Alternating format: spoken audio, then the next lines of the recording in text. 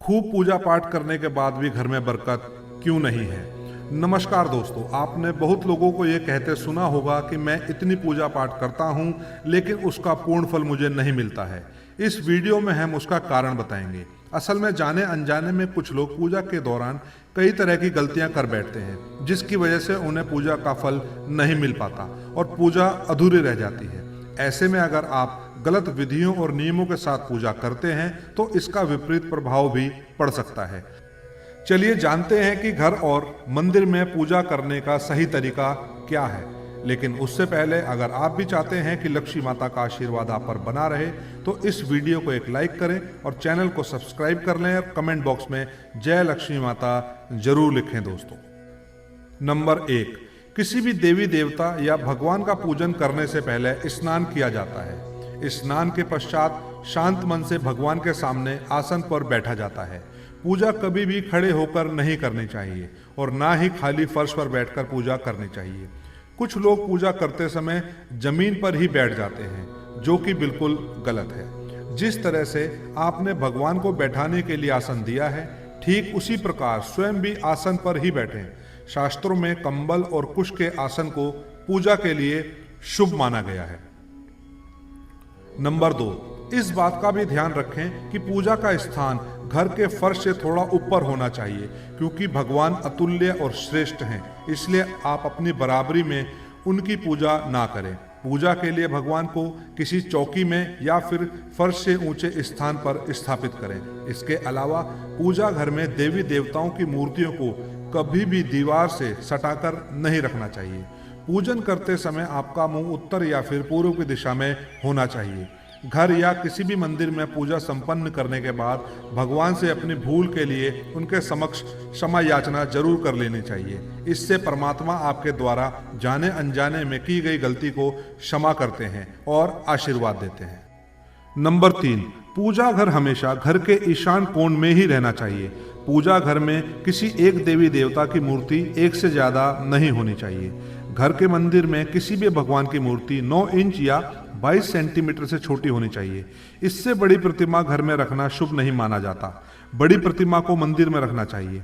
अपने बेडरूम में कभी भी पूजा घर स्थापित ना करें और रात्रि के समय अपने पूजा घर को पर्दों से ढक कर रखें। और पूजा घर में काम आने वाली सभी चीजें जैसे शंख, घंटी, प्रसाद के बर्तन, दीपक, शिवलिंग, जनेऊ और भगवान शालिग्राम को साफ सुथरे कपड़े के ऊपर रखना चाहिए। ऐसा नहीं करने पर हर रोज पूजा पाठ करने के बाद भी आपको उचित फल नहीं मिल पाता है।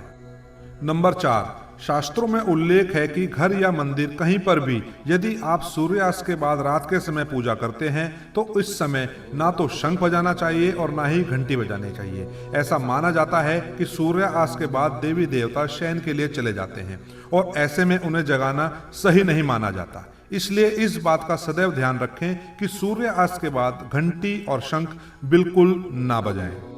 नंबर 5, अक्सर लोग पूजा करते समय सिर्फ धूप जलाते हैं, लेकिन यह गलत है। किसी भी देवी देवता की पूजा करने से पहले दीपक जलाना अनिवार्य माना जाता है। ऐसी मान्यता है कि दीपक भगवान के प्रति हमारी भक्ति भाव, हमारे द्वारा चढ़ाया गया प्रसाद, धूप और अन्य कार्यों का साक्षी होता है। अगर आप पूजा करने से पहले दीपक नहीं जलाते हैं तो भगवान तक आपकी प्रार्थना कभी भी नहीं पहुंचती है। आजकल ज्यादातर घरों में अगरबत्ती का इस्तेमाल किया जाता है, परंतु कभी भी पूजा करते वक्त अगरबत्ती का इस्तेमाल नहीं करना चाहिए, क्योंकि अगरबत्ती में बांस की डंडी का इस्तेमाल किया जाता है। हिंदू शास्त्रों में पूजा में बांस का इस्तेमाल वर्जित माना गया है, इसलिए हमेशा पूजा में दीपक का इस्तेमाल करना चाहिए। नंबर 6, अपने मंदिर या पूजा घर में कभी भी नग्न मूर्तियां ना रखें। देवताओं को वस्त्र सिलकर पहनाएं। आजकल बाजार में भी देवी देवताओं के वस्त्र उपलब्ध होते हैं, आप चाहे तो बाजार से ले सकते हैं। हमेशा देवता की पसंद के अनुसार या फिर शुभता को ध्यान में रखते हुए ही वस्त्र धारण करवाना चाहिए। सूर्य, गणेश, दुर्गा, शिव और विष्णु यह पंचदेव कहलाते हैं। इनकी पूजा सभी कार्यों में अनिवार्य रूप से की जाती है। प्रतिदिन पूजन करते समय इन 5 देवों का ध्यान अवश्य करना चाहिए। इससे माता लक्ष्मी की कृपा और समृद्धि प्राप्त होती है।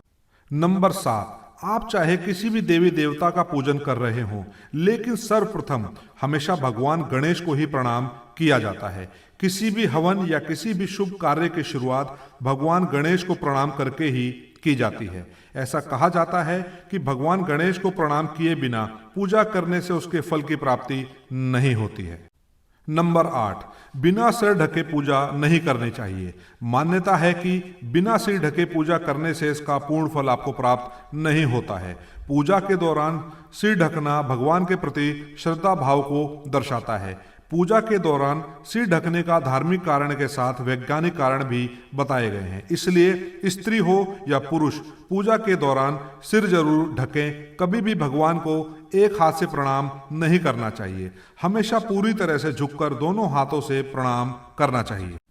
नंबर 9, जब भी आप पूजा करने किसी मंदिर में जाते हैं तो आपको मंदिर में जो प्रसाद मिलता है उसे मंदिर में ही खाना चाहिए। भले ही आप उस प्रसाद का थोड़ा सा ही हिस्सा मंदिर में क्यों ना खाएं, बाकी हिस्सा घर ले जाने के लिए रख सकते हैं।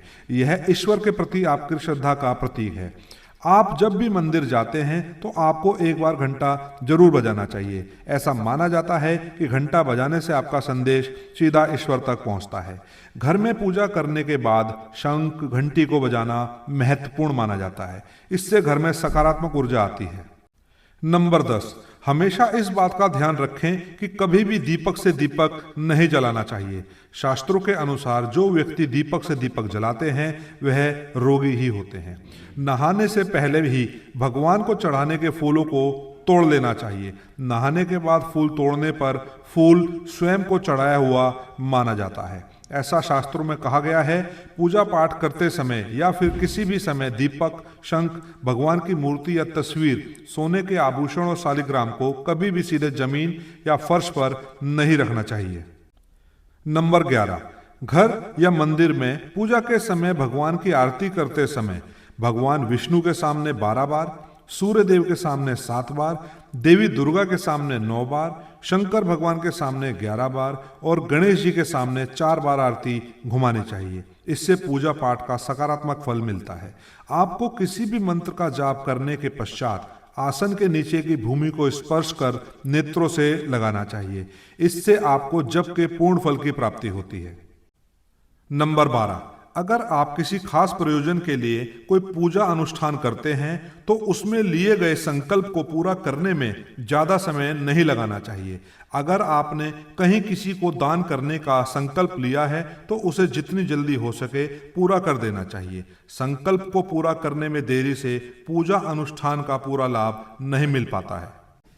नंबर 13, किसी को भी कोई वस्तु दान दक्षिणा हमेशा दाहिने हाथ से ही देनी चाहिए। एकादशी, अमावस्या, कृष्ण चतुर्दशी, पूर्णिमा व्रत तथा श्राद्ध के दिन बाल और दाढ़ी नहीं बनाने चाहिए।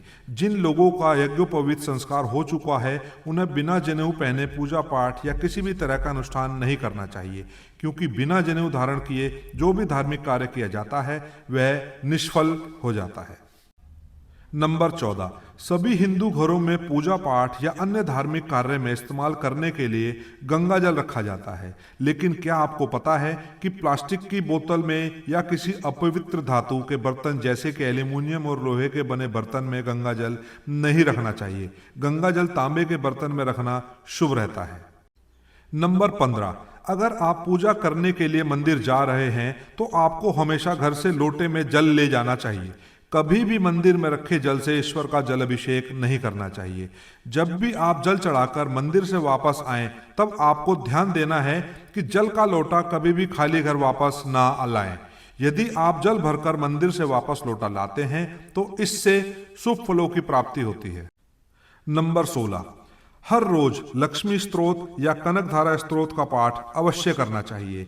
यह धन प्राप्ति और धन संचय करने में विशेष फलदायी माना जाता है।